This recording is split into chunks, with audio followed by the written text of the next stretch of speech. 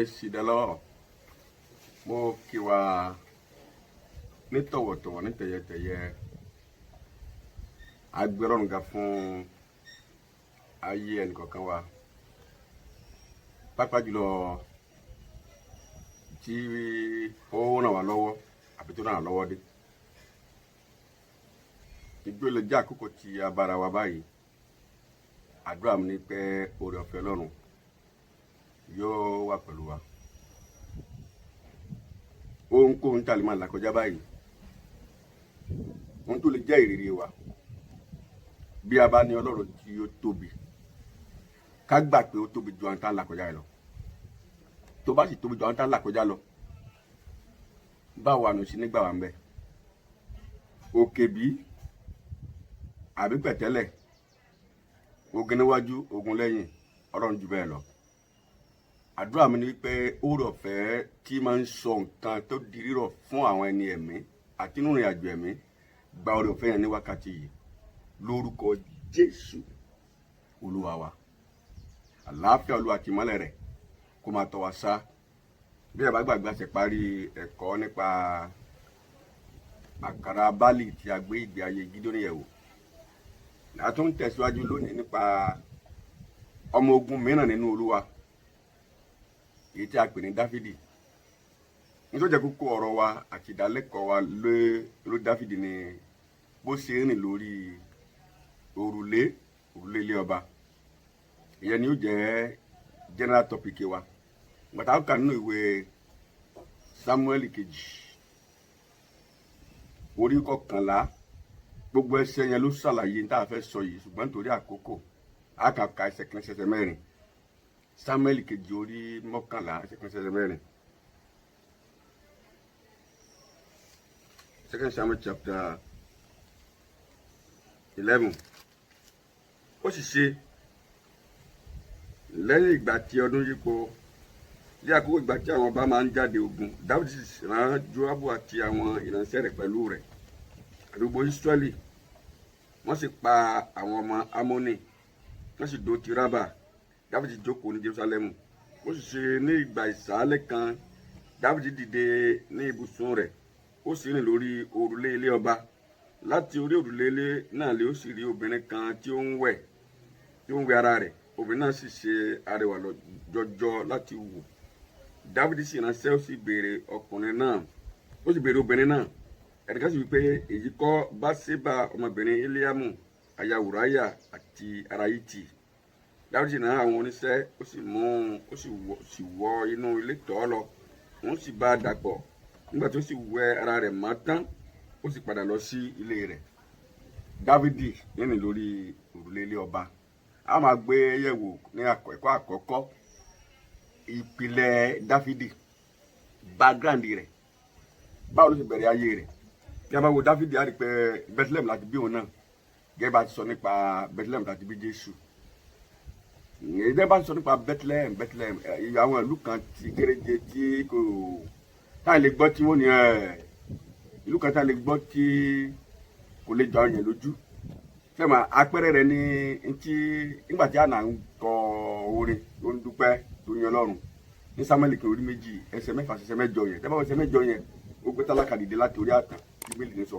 Àpẹẹrẹ ìgbé ayé tí wọ́n bára wọn ló fi ń ṣàlàyé ọ̀rọ̀ yẹn. Ó mú tálákà lórí àtàn, ó wá fi jókòó pẹ̀lú àwọn ọba aládé. So Sámúẹ́lì ọba, ẹ̀wọ̀n ibi tó ti jáde wá. Sámúẹ́lì wòlíì, ẹ̀wọ̀n tó jáde wá. Dáfídì ọba, ẹ̀wọ̀n tó jáde wá. So ó gbọ́ àwọn ìran àti ìtàn ìran àwọn èèyàn mímọ́. Tẹ́ bá wo ìpìlẹ̀ wọn, wọn yìí ṣe ẹnìkan tó jẹ́ pé ilé olówó, ilé gbajúmọ̀, ilé àwọn èèyàn pàtàkì náà ti jáde wá. Ọlọ́run gbé wọn ga torí pé wọn Ọlọ́run alààyè ló sì sọ wọn di ní ńlá. Tí mo sì ní ti pé ìwé máa ń jóye wa nínú nǹkan sọ fún wa nínú Jóòbù orí 8 ẹsẹ̀ 7. Ó ní ìpìlẹ̀ rẹ̀ bá tiẹ̀ kéré, olópin rẹ̀ ọ̀pọ̀. Tẹ́ bá tún wo Sákárà bákan náà orí 4 ẹsẹ̀ 10. Ta ni akẹ́gàn ọjọ́ ohun kékeré. Tẹ́ bá wo gbogbo àwọn nǹkan wọ̀nyí, a kàn fẹ́ ká máa ka Bíbélì, gbẹ̀kọ́ máa ká mọ́ kàbí lẹ́tà.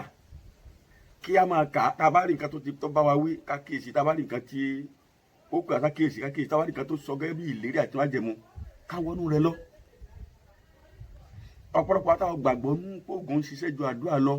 Òfin ògùn lẹ́yìn kíyèsí tó ògùn fi ṣiṣẹ́ o. òfin àdúrà làwọn tí ò dẹ̀ kíyèsí òfin ò kíyèsí tádùá fi ṣiṣẹ́ o pàápàá tí ń kíyèsí òfin àdúrà là ń kíyèsí òfin ògùn o àdúrà le ju ògùn lọ o torí àdúrà ló lè bo ògùn jẹ́ o ògùn lè bàdúrà jẹ́ o ṣùgbọ́n tá a bá ní ẹsẹ̀ kankan tó bá dé pé lè aláwo rẹ lọ àbí lè yẹ̀mí wò bí a ti ní ẹsẹ̀ yẹn lẹ́sẹ̀ tó bá di tàdúrà bọ́ bá ti gbà láṣẹ gbogbo nǹkan tó jẹ́ pé nǹkan tẹ̀mí kì í ṣe bọ́ bá ti gbà gbogbo òfin ti wà nínú ayé yìí bẹ́ẹ̀ lòfin wà nínú ẹ̀mí òfin ẹ̀mí làdúrà jẹ́ bí a bá àwọn tó máa dúrà gbà mọ̀ wípé bí a bá gbé àdúrà kalẹ̀ bí ó ti ká gbé kalẹ̀ olóògùn ọ̀sàrí sẹ́sẹ́ o sótórí náà ọlọ́run tó gbé àwọn èèyàn ńlá yìí ga kò sí ipò tó lè bára rẹ̀ Bethlehem tá a ti bí Dáfídì yìí àbí káyìn ni kódà nígbà tí wọ́n ń pe ọba tí wọ́n ń pa àwọn ìdáfẹ́ fi jọba jọ wọn ò rántí rẹ̀ nǹkan wọn kódà kọ́ ọdún kò ṣe àwọn fámìlì mi ò pè mí wọn ò rántí mi àwọn òbí mi ò rántí mi àwọn ọmọ tí bàbá tó lówó lọ́wọ́ bàbá rántí ìyá rántí ìwọ náà mọ ọlọ́run rẹ̀ bó ṣe gbé àwọn tá à ń sọ yẹ̀wò yìí ga ó lè gbé wọn náà ga bó ṣe sọ wọn di ńlá ó lè sọ wọn náà di ńlá ju èrò rẹ̀ lọ ó lọ àbíkáyìn rẹ̀ sì di ẹ̀gbọ́n torí lòun ló ń bọ́ gbogbo àwọn ẹbí rẹ̀ ó lè rí bẹ́ẹ̀ sí ìwọ náà sọ pé bóyá kẹ́nìkan máa sọ pé olùwọ́n mọ̀ bá àwọn ẹbí rẹ̀ tí wọ́n bá rí ààrẹ bẹ́ẹ̀ tẹ́gbẹ̀rẹ́ rẹ̀ tábìlì rẹ̀ rí rẹ̀ bẹ́ẹ̀ tán gbogbo ọmọ rí bákan náà bọ́ọ̀lù lè gbé bu aga bẹ́ẹ̀ tí ó jẹ́ pé ẹnìkan ò ní mojú ẹnìkan àti pé ntẹ́nìkan ní èdè ẹnìkejì kò sínú ayé ẹnìkejì tẹ́nìkejì ò ní ẹnìkẹta ni tó gbá àṣà ti pé àṣà ń ràn wá lọ́wọ́ gẹ́gẹ́ bí ìfẹ́ Ọlọ́run fún ayé ẹnìkọ̀ọ̀kan láti gbé adébi tí ó yẹ ká dé tí ò sì ní sí owó àti ìlara tó bá jura wa lọ bá a bá jura wa lọ lọ́wọ́ Ọlọ́run ló wà ètò Ọlọ́run ni ṣùgbọ́n kí ètò Ọlọ́run lè bá a ṣe fún ayé wa a gbọ́dọ̀ fi ọ̀rọ̀ ara wa mọ Ọlọ́run tẹ́ bá wo Dáfídì ẹni tó mọ Ọlọ́run ni ó súnmọ́ Ọlọ́run nígbàgbọ́ nú Ọlọ́run ẹ wo iṣẹ́ ìránṣẹ́ orin rẹ̀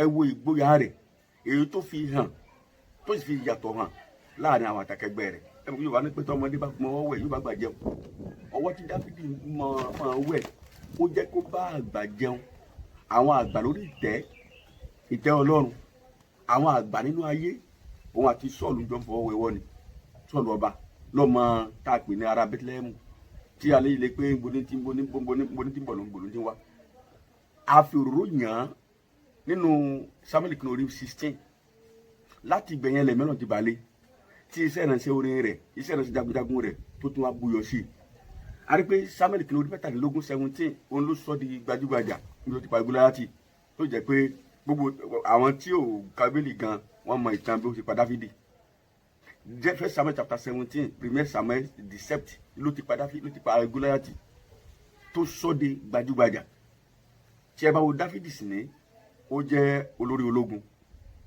ó tún jẹ́ olórí ìjọba ó tún jẹ́ wòlíì kọrin ẹni tó so gbogbo Ísírẹ́lì papọ̀ bí ẹ bá wo gbogbo àwọn ìlànà tó gbé fún ọ ní májẹ̀mú láíláí àti inú aginjù kò sí ẹtí Dáfídì kéésì mbẹ nígbà lẹ́yìn rẹ̀ láti pé ìyapa bẹ̀rẹ̀ sí dé díẹ̀ Solomoni ṣe díẹ̀ mbẹ kó tó di pé ó di fíyètì ṣùgbọ́n àwọn nǹkan díẹ̀ tó dàbí ẹni pé ìmọ́lẹ̀ àtòkùnkùn nú ayé rẹ̀ la fẹ́ fi àgbékalẹ̀ yìí ṣe kì í ṣe láti dójú tì wọ́n báwo tẹ̀ fi dójú tì wọ́n sáà ti tó dájú tó ṣe sáà tẹ̀ tí ìran jíjá táfi pa ayẹyẹ nìkan bá dójú tì nìkan so àdójú tì nìkan àbí yẹyẹ nìkan ṣùgbọ́n àlejò bá wo òkùnkùn tó wà nú ayé wọn láti kíyèsí fáwọn táwọn ìrìn àjò náà àti ìmọ́lẹ̀ tó wà nú ayé wọn báwọn náà ṣe lè tọ́ tí a fi lè kẹsẹ̀ járe ó jẹ́ ní tó mú ìṣeré bá Ísírẹ́lì ìṣeré tara àṣeré tẹ̀mí gẹ́gẹ́ bó ti yẹ fún gbogbo ènìyàn náà a rí pé mo sọ fún alẹ́ ìtàn náà pé Dáfídì àlè rẹ̀ kò rí mami níbẹ̀ ni a fẹ́ mú ẹ̀kọ́ ti àkókò yìí jáde nítorí ṣẹlẹ̀ sí ìgbé àti bàbá ká lọ nínú àwọn ẹ̀kọ́ tí ó tó kàn Ọlọ́run fi ọ̀pọ̀lọpọ̀ nǹkan kọ́ wa ní ìgbé ayé rẹ̀ láti tọ́ ayé wa nígbà tágbára dé kí ló ṣẹlẹ̀ táà ló fi wo báwọn náà ti lè ní ayé wa àwọn ti ṣe tiwọn o wọn ti lọ mọ̀kínlẹ̀ ẹ̀kọ́ tá a fẹ́ kọ́ lára wọn kò ní tàgbé ẹ̀ o bí a ti ń sojú sọ́nà mo gbàdúrà ìpẹ́ lọ́wọ́ bẹ́ẹ̀ wá wò ní orúkọ Jésù Kristi lọ́wọ́ ohun olùkọ́ Nàìjíríà lẹ́yìn gbọ́ àwọn àdírẹ́sì wa náà lẹ́yìn rí yẹn God bless you amen.